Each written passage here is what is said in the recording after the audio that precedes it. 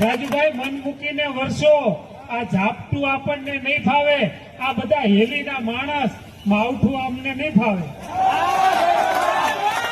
અને તમે કહો તો માછલીની આંખમાં ડૂબકી મારી દો, તમે કહો તો માછલીની આંખમાં ડૂબકી મારી દો, પણ આ શીશરું ખાબુચિયું આ લોકોને નહીં ફાવે.